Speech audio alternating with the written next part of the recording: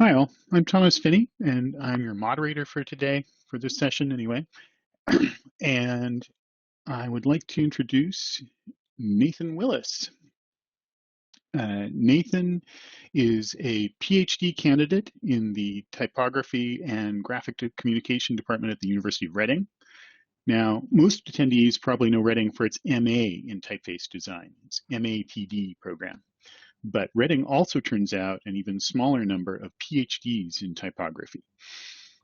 And although we have an entire panel on type classification tomorrow, Nathan will be talking about a particularly specific use of parametric classification for purposes of letter fitting. I, for one, am fascinated to hear what he has discovered. So, hello wherever you are.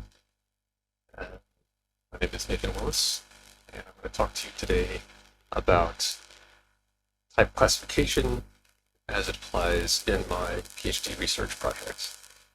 I'm recording this in advance, obviously, but I will try to keep it under the recommended time, and then I will be joining you hopefully live for Q&A, which primarily means if you have something you want to ask a question about, I did put slide numbers on these, or I tried to, so if you can note the slide number, we can be referring to the same thing during the Q&A portion. But to get right to it, my supervisors at the University of Reading's Photography and Graphic Communication Department are Fiona Ross and Matthew Biggish, and I am fortunate enough to receive funding from the university itself as a scholarship studentship, which makes a big difference. My research itself is about automating the letter fitting process, by which I mean spacing and kerning during type design. Historically, it's a very manual thing, but for the purposes of this talk, it's important that we're not talking about fitting specific texts to a page. So this is a topic that crosses the line between design matters and engineering numerical matters a lot. Other research has done that too, but it stirs up interesting questions, including the classification stuff I'm going to talk to you about today. It is going to be specific to my project, which means I don't have universal comments to make maybe, but hopefully still thought-provoking. I will lead off with a little bit of context about the research, and then get into the specifics. So in my project, I'm defining success as when an algorithm generates fitting that tests the same as manual letter fitting does, which means when I show it to readers in a paragraph, they report the same level of acceptability. That's not the only way to define success. It's what I'm using, and it means that there is testing. It's not just me. This testing is done online at a website called Letterforms. You are certainly welcome to go there right now or as soon as the talk is over. And also, in particular, I would love it if you would help spread the word to more people who look at samples in different fonts and respond with their input. The better the research gets. This is sort of what we look at in those tests, which is that there's paragraphs of text. People are shown, they're randomized. The font they are used with is randomized, and it either has the original fitting or it has a fitting that was done by one of the test algorithms. And the respondent is asked to mark whatever looks wrong. And you're seeing marks here, so you can see sort of there's clusters about things people generally like or don't like, and some outliers. But this visualization is just a concept. What we actually get out of the tests is rather mundane, which I'll show you here, which is just a database with pairs of characters that people marked, and whether or not they said it was too tight or too loose, what the algorithm was, what the test font was, and that's kind of it. So to draw genuine conclusions, we need to go a little deeper into what they actually saw. For example, two people who marked the same letter pair, that doesn't tell us everything because the font that they were looking at matters a lot too. An O and an A in the top and the bottom font there, totally different. And that's where classification comes into the question. It's the attributes of the letter forms that make a big difference there. It's fairly common knowledge in the type design industry that certain shapes have certain spacing and similar spacing other shapes. So when I'm compiling the data about how an algorithm does in these tests, I need to know that I group these two fonts separately. But there are a lot of other attributes that are different between the two typefaces, not just, for example, the shape of the A, the weight, proportions, and the same thing is true in any two typefaces that you test with. So essentially, there are two things I'm needing to classify here. There's the forms themselves, like the shape of the A, and then there's the typefaces and the attributes there. And I want to do that systematically and be objective about it. I spent a lot of time designing the test framework so that it's got objectivity to it, and I don't want to mess that up with clumsy classification. But today I'm just going to talk about the type-based classification side since it's bigger. I will briefly tell you a few things about type forms. We know, like I said, slide profiles are often what matters the most, so two Gs of different shapes are going to behave differently when an algorithm tries to space them. But there's other things that matter too, like look at the Cs there, you see the one on the right is a lot more closed off, and that can really affect spacing, particularly when you're having an algorithm do it rather than a person. But we also know that the slide profiles aren't the entire picture. Similar profiles get similar fitting, but they have context. And so when I'm looking at the data, I have to classify things in not just the shape, but in other dimensions, like what sort of a type form it is. In practice, though, classifying the type forms is less arduous conceptually because it's a smaller set. There's only a few type forms in Latin that are that different. Bigger question is always going to be the typefaces. So let's look at that.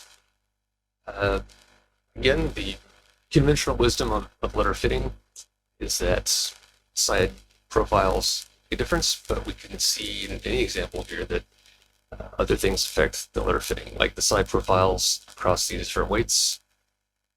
Profiles haven't changed at those ends. What's changed is the stroke widths and the counters, and that has affected what we regard as the correct letter fitting. So I need to be able to describe this relationship in a precise, consistent way.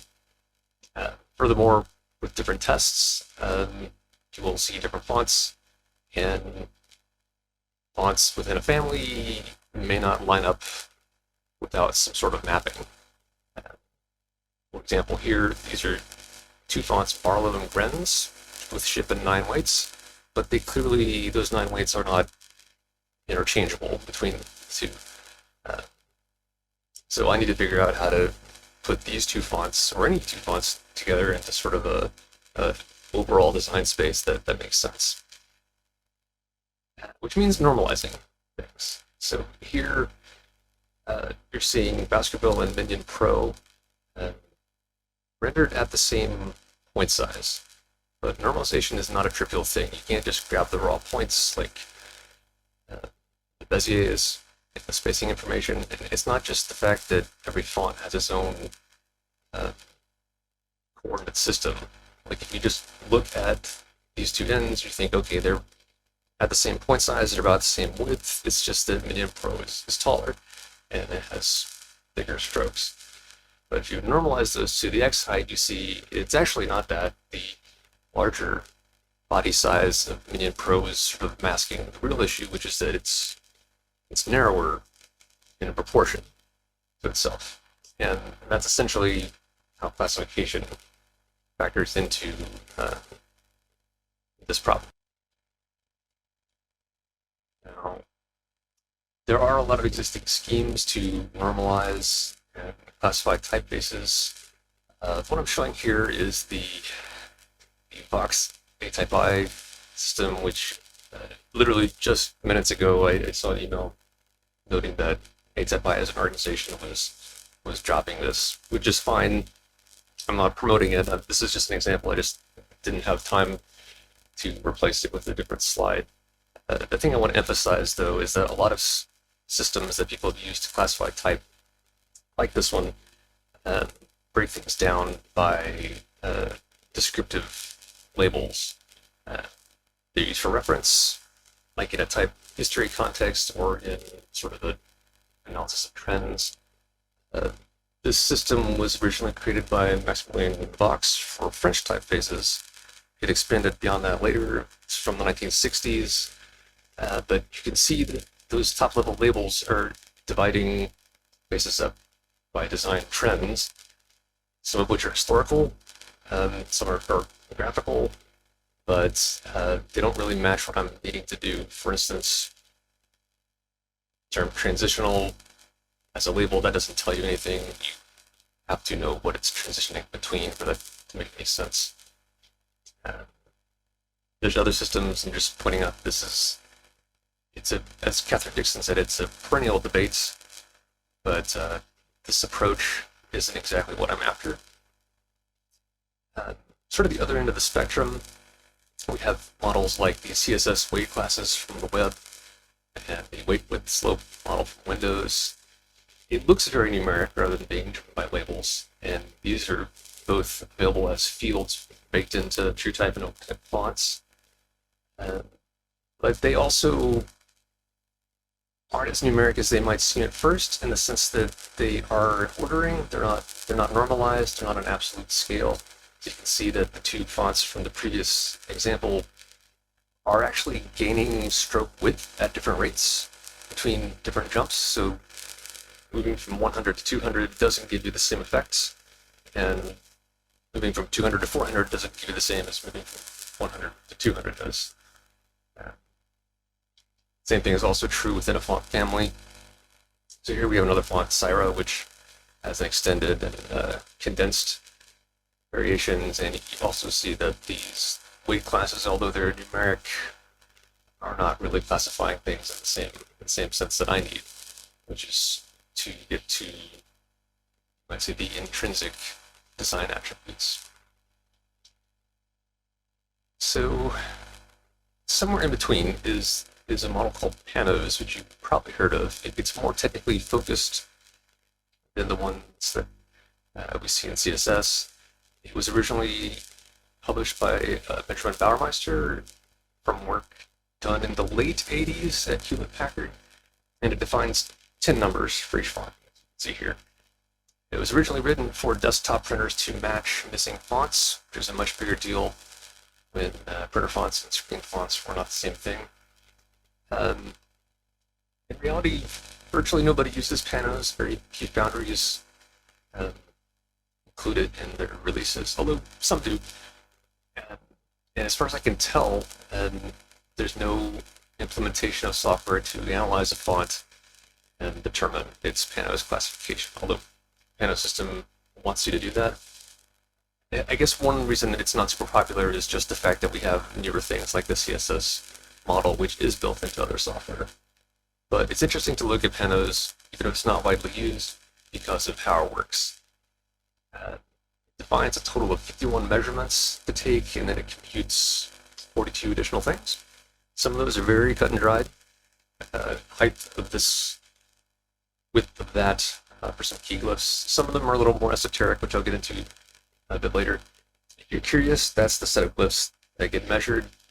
So there's some pretty general sounding attributes on that list of 10, but some of them come from just like one specific glyph. The full specification includes some strikingly detailed formulas. It is measure this letter at this position, and it gives you tables for how to classify exactly where font belongs. So, for example, height of cap H divided by stem width of E. If it's between 10 and 18, that's 4 for thin. If it's between 18 and 35, that's 3 for light. One of the first things you'll notice, though, is that it's inordinately a system concerned with serif shape. This is an illustration from the the online version, which is posted at GitHub. And nearly half of the measurements out of that set are used to do serif categorization. And it's a tricky problem, sure, but it's a bit of a skew, I think. And then there's a lot of other measurements in there as well that are more related to stylistic identification, like is the top of the capital A flat or pointed? Are the sides of capital M straight or angled? Good questions. Other things like the proportion, there's digit 4 on that list. What that means, proportion is old style, Trajan column looking portions of capitals or modern proportions. So this is stuff that's useful for matching and font placement and print time, but those are not questions of interest to my project. There's also a lot of, it does eventually label things, although at least it's based on formulas, but a lot of those categorization bits seem arbitrary. Like this is the list of the serif styles available, and this is it. So can you not have a thin triangular serif? No, you cannot. Not PANOSE anywhere. Although you would note that you can be both obtuse and square. We probably all felt one time or another. And there's also things that there are some unusual mixing of attributes, like the x height and treatment of capital accents that gets merged into a single value, digit 10. It's a clear choice, I would say. And then the last thing to note is that it is extremely capital-centric. Take a look at that representative list set. It's not to say that you get bad information by looking at the capitals, but it leaves a lot out. Standard proportions, for example. So there are some interesting facets to PANOSE, but it wasn't something I could just adopt as is and deploy. And that brings me to type network and the parametric access idea. This is a classification scheme that takes ideas that type designers talk about and formalizes them in pretty concrete terms, and does so without applying much in the way of semantic judgments on top. So what happened was, in 2017, type variable fonts were released as a specification, and that specification defined axes for things like weight, width, optical size that you would want to vary in a type family. And then the specification creators asked Data Verlo to take this and do a deep dive and show how you could use that model to create a super flexible variable font.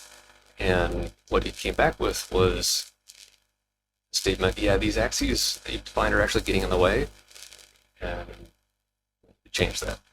So the attributes that we typically talk about, like weight, width, and optical size, those are really combinations, or the outcome of combinations of other more fundamental axes, and we need to define axes for those. How thick the strokes are, vertically, horizontally, how wide the counters are. In essence, you need primary colors, or else you cannot really mix your secondary colors. And so that's what the type network parametric axis proposal defines. These are the primary axes. As you can see, there's X and Y axes. Some of those names are pretty obtuse. I mean, X opaque is how thick things are in the X direction. I guess they didn't want to try and nail it to black and white, so it's maybe like foreground and background colors. Although you can see that it kind of becomes obtuse just because of having to fit into 4 letters. If there was ever an argument against having 4-letter names for axes, it would be this list right here, I think. But then again, in addition to the primary axes, there it also defines the secondary axes like weight and width as being combinations of those original axes. And they line up a lot with what type designers do in reality. So if you are designing a font and feedback says you need to make things wider, what you're seeing here is what that feedback actually means, which is not just stretch stuff, but, you know, vary the space in the counters and things like that. So it's very practical, and it defines things in terms of the formats people use today, which is unlike, for example, Metafont, which is also parametric, but it defined things in terms like modeling physical tools. So I would say that it does capture the fundamentals. For my purposes, though, the type network axes, although they get at the right idea, they aren't defined in a way that really makes sense for my project. I think mostly that's because they are a set of design time concepts, which is to say, it's really advice saying designers think about constructing your variable fonts in this way, or think about this as you're constructing them. But that doesn't flow in the opposite direction quite so smoothly. For example, we have this x-opaque axis, which is defined as meaning the thickness in the x direction of the strokes. So what glyphs would show you where you are on the x-opaque axis? If you could enter a font, can you determine where on the x-opaque axis it belongs? No, you can't, actually. Because x-opaque is a conceptual axis for the whole variable font, all of its instances and its master designs. And it is something that has meaning to the designer. But perhaps more importantly, the higher level weight axis in this model is defined as being mathematically more numeric, more precise. It's the proportion of the m square width that is filled or in the foreground color down to the 10th of a percent. But although that's the definition, it also doesn't connect directly to the glyphs. For example, we know that these stems on these 4 letters are going to be different, and they'll have different thicknesses. So which one of these would tell you the weight axis value? The answer is none of them do. They are going to be different because the axis model is still not exactly the same as measuring a glyph. And I do want to point out that there's an issue on this opened in the OpenHype GitHub repository, I think by Peter Constable. So plenty of discussion that's happened on this. Nonetheless, that's why it doesn't fit so well for my purposes. There are some other issues where it doesn't line up as well. For example, some of the axes have numeric ranges that are defined in ways that seem to be arbitrary. Like the opacity, the opaque ranges can be negative, and they go up to 200%, but they're also supposed to combine into the higher level axes into something that is purely positive. But I'm not really sure if that works. Similarly, some things that I think are odd, like the ascenders are defined as being transparent, which seems strange, and they can be negative, which I don't quite understand. And also some practical things like the y direction parameters are defined as having a maximum based on the m square, but you also have the baseline in the middle of the m square somewhere, and definitely glyphs can be taller than that by stacking diacritics above the max height. Maybe you shouldn't do that in reality, but people are going to. And that's kind of the other issue, is that it assumes some well-behavedness, which is appropriate for advice, but the way it adds up with these things that don't quite connect and that don't work when you're analyzing an existing font, it's a 1-2 punch. That means that for me, going through fonts I find in the wilderness, I actually can't use the parametric axis model to assess stuff in the real world. However, back in 2019, Irene Fletcher and Lawrence Penny gave a talk at ATypI, where they showed a project they had built in Faux Foundry, which showed how they used the type network parametric axes to synthesize and mimic an unknown typeface, and that it works in practice. So this is the image there. You should really watch the talk. It has sound effects, things like that. But I will just briefly show you or describe the idea, which is take a web page which has a Latin font on it, and then the code analyzes the dimensions of key glyphs in the Latin font and uses that, assuming that it's a well-designed font, to tweak the settings on a variable Greek font that the site then uses to deliver, so that people see a matching font for Greek and not the system fallback font. And notably, it uses the type network parametric axis model to do it. So these are the representative glyphs they used to measure. There's also some about serif proportions that I didn't show here. There's a few odd things that get measured. For instance, it takes the x height from the O, which assuming there's reasons for that related to having to do it in real time. But for me, the main takeaway for me was that this works going from fonts in the wild, measuring them without any prior knowledge, and deriving the meaningful intrinsic parameters from it, which is what I needed to do in my projects. So I will get to exactly what I ended up doing in a couple of slides. At the beginning, I made pretty direct measurements to figure out what works and what didn't. And the examples in the PANOSE specification were pretty helpful there.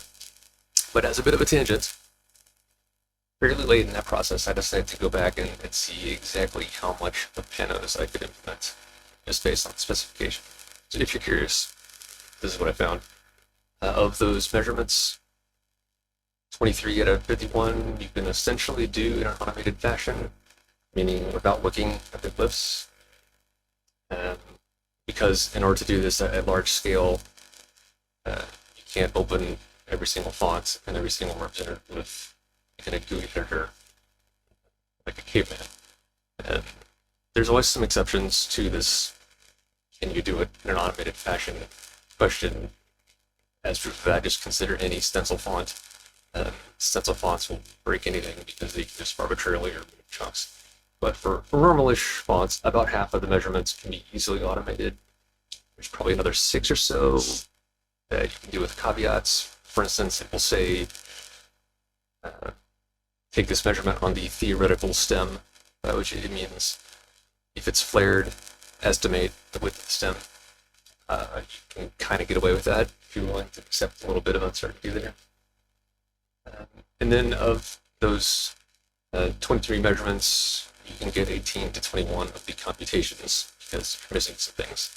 The good news for me was that the weight width proportion stuff, the contrast stuff does work. The big missing pieces from automatable PANOSE are what you would expect: the serif styles, arm styles, things like the letter form. A lot of those are about matching, so that's not a huge detriment to my project. It is interesting to note, though, like in digging into this, there's a lot of ambiguous definitions in there. Some things that are just inappropriate for a particular style. And then some of those ambiguities are actually intentional. Like it will say, when you're assessing the angle at which the end of the letter C is cut, it says use some human judgment, and that's intentional. There's also some things that are just clear typos, like where it will say tangent and it clearly means normal. But that's also true in the type network proposals. At least one of those switches back and forth between saying it's an X coordinate and a Y coordinate, or between saying uppercase and lowercase. So I suspect that's just copy-paste issues. I have made typos like that myself, certainly. But anyway, there was more doable in PANOSE than I would have expected to find. And it was educational to try. What I ended up doing, my homespun system, is I think informed by the type network axes and by the sort of derived attributes, although it takes a lot of its in-practice approach from PANOSE. And this is the set of glyphs that I'm measuring, and sort of a rough mark out of what is measuring. That is more than the Faux Foundry tool does, but that's because I'm not trying to run it in real time. You'll see there's some redundancy there. For instance, I'm measuring the width of horizontal strokes on both the capital B and the capital O. Partially that's a safety measure, and partially it's because I want to compare them against each other. And then stress angles are marked in purple there on the O. There's things marked in green, which are, I would say, synthetic measurements. I would just say if you want to really automate these things, you can sort of shoot a beam across an N and hope that you count the right number of intersections to get the counter. But the other way to derive that same information is just to figure out how wide the serifs are from a letter like lowercase I, and then subtract those from width to the N. That's what the green measurements are, synthetics. The reason this is necessary, for instance, the I is measuring the serif there because in a sans serif font, the L may have a little outstroke on it just for legibility purposes, and that can trip up that's two sort of bulk scan fonts. This list also doesn't show some things that I record, like measurements from the OS2 tables, and, well, like the word space, and I'm recording the bounding boxes of some punctuation, even though I'm not doing a lot with that at the moment. All in all, about 33 measurements. That's the approach I'm using, and then I'm combining those into, well, I call them parametric axes, but they're a little bit less defined than that. Basically, what I need to do is map all the fonts I have access to and I'm using my tests on these attributes. And I don't really care about so much assigning names to them, so much as I can find clusters. I don't have to label what the clusters are, but just plot the fonts that are not being covered by my test fonts, or compare where a given algorithm is experiencing trouble in the tests. So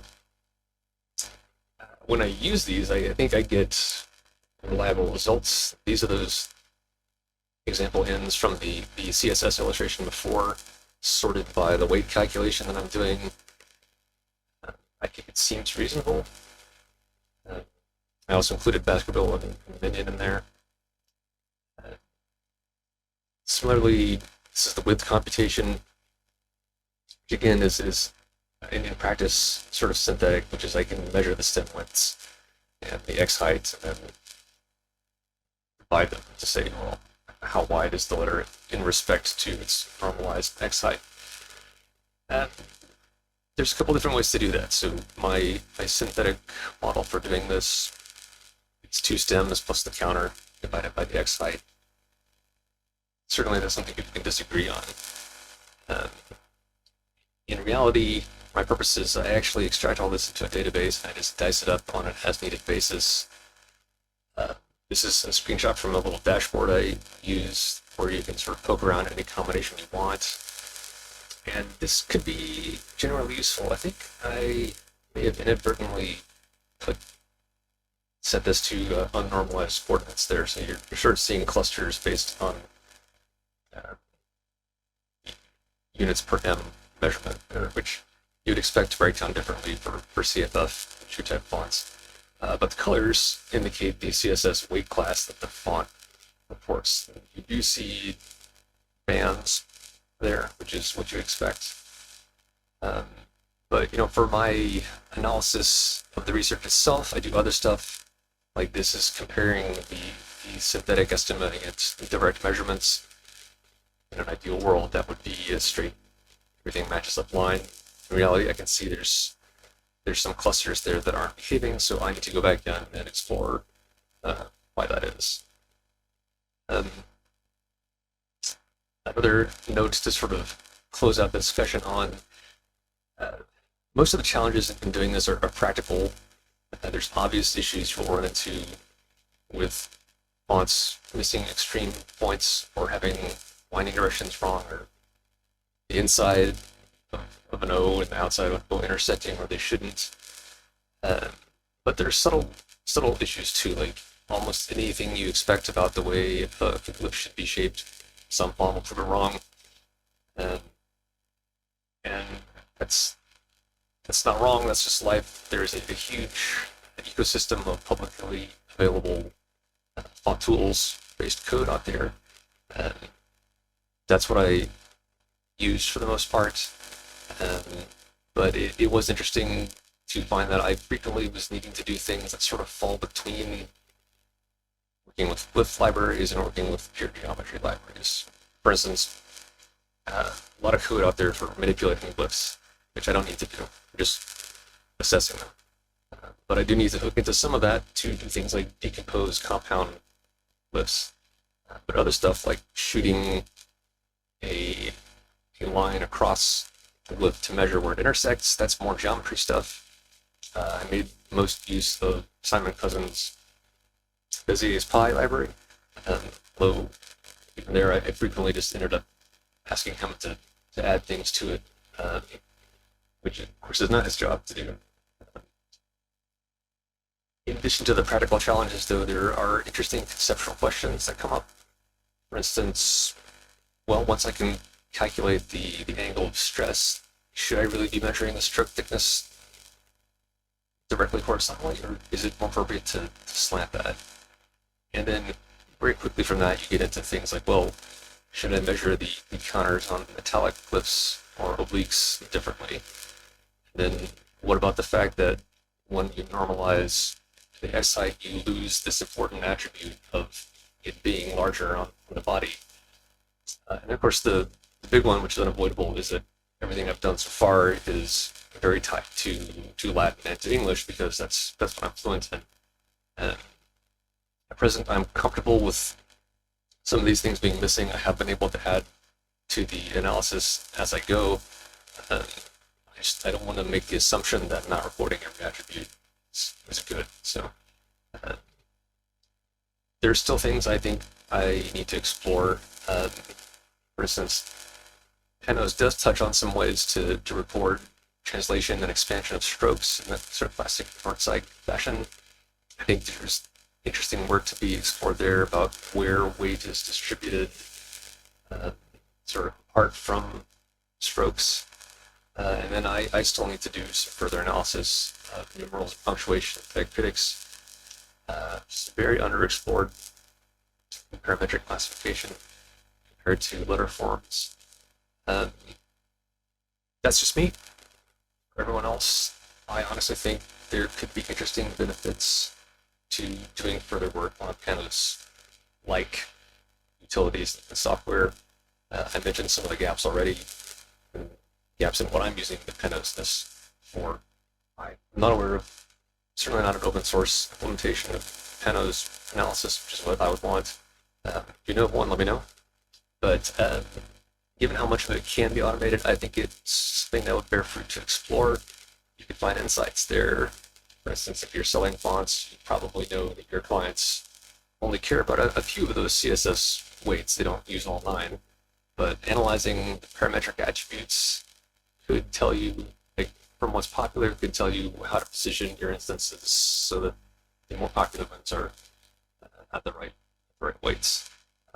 Maybe bigger than that, though, is I really think that the typefaces access proposal needs a lot more tool development. A lot of the issues that I raised could get smoothed out by people trying to implement them in a practical fashion.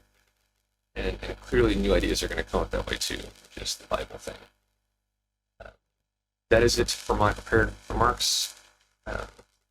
However, I do want to leave you with one more slide, which is, again, the research that I am working on with practical testing. It's letter.fit.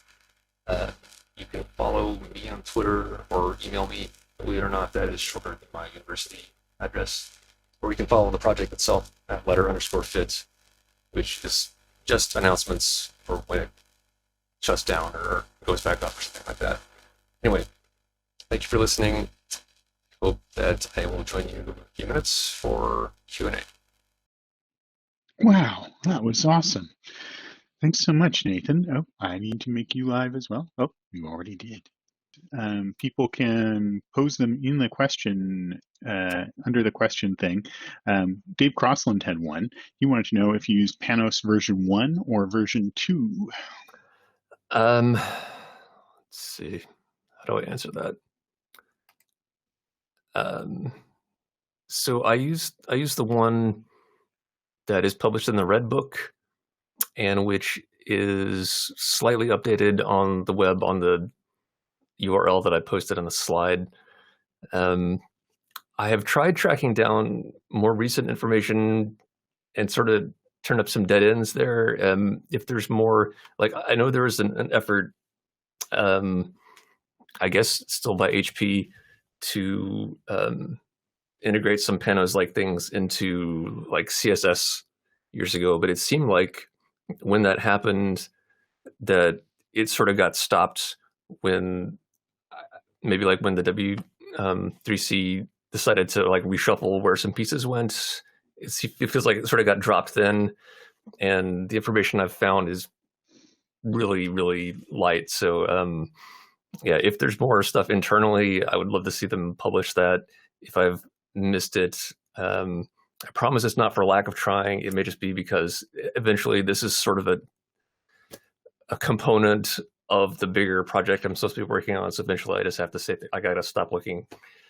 Same is true with some of the extensions of the PANOSE idea into other writing systems. Like, it's fascinating to look at, but eventually I have to say, no, I need to focus back on what I'm supposed to be doing. So yeah, I'm sure there's more out there. I would love to see it get published widely.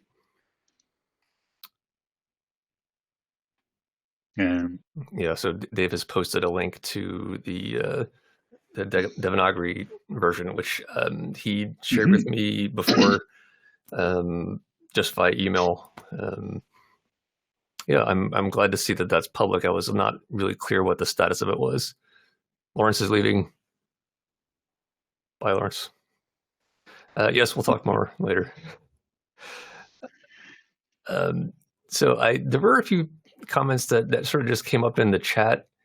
If anybody wants to like raise one of those again as a like more specific question, I mean, now would be the time. I could just sort of scroll back through and see if I. Yeah, I'm doing that myself right now. My eye. Mostly it's some stupid criticisms or comments from me that, in fact, were generally later addressed. And well, they're real. I mean, they're real. And people saying things like, "Hey, that was clever," which is great, but isn't really a question for you to answer. Right. Any other questions?